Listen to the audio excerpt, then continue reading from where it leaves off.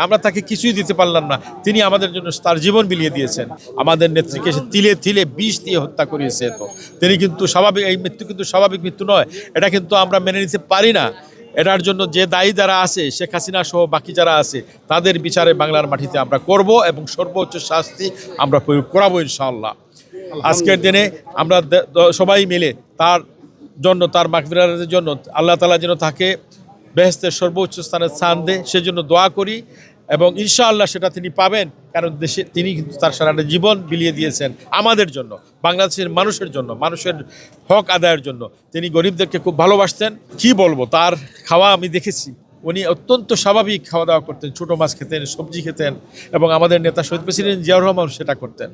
তো তাদের বিলাসিতা কখনো ছিল না তার মধ্যে। সেই নেত্রী, যে নেত্রী আমাদের জন্য কাজ করেছেন, দেশের জন্য কাজ করেছেন, শুধুমাত্র মানুষের অধিকারের জন্য, সেই নেত্রীর আজকের মৃত্যুর দিনে একমাত্র আল্লাহ তাআলার কাছে তার জন্য দোয়া ছাড়া আমাদের কাছে আর কিছুই নেই। আমরা তাকে কিছুই দিতে পারলাম না, তিনি আমাদের জন্য তার জীবন বিলিয়ে দিয়েছেন।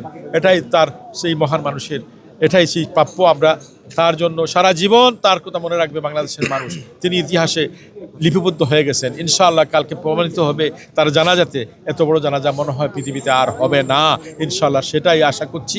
আগামী দিনে আমরা যাব, সকালে ভোর থেকে মানুষ, হাজার হাজার লক্ষ লক্ষ কোটি মানুষের সমাবেশ হবে, এটাই আমরা দেখতে চাই। বেগম খালেদা জিয়া তার আদর্শের হাজার হাজার কোটি সন্তান রেখে গেছেন এবং তার মধ্যে যে শ্রেষ্ঠ সন্তান তার পেট থেকে যিনি আসছেন, আমাদের দলের ভারপ্রাপ্ত চেয়ারম্যান, ইনশাআল্লাহ তাকে আমরা চেয়ারম্যান করব আগামীকাল থেকে ইনশাআল্লাহ। এবং তিনি তার বাবার এবং মার স্বপ্নগুলো পূরণ করবেন আমাদের সবাইকে নিয়ে, আমাদের সকলকে তার জন্য সহযোগিতা করার জন্য আমি আহ্বান জানাই।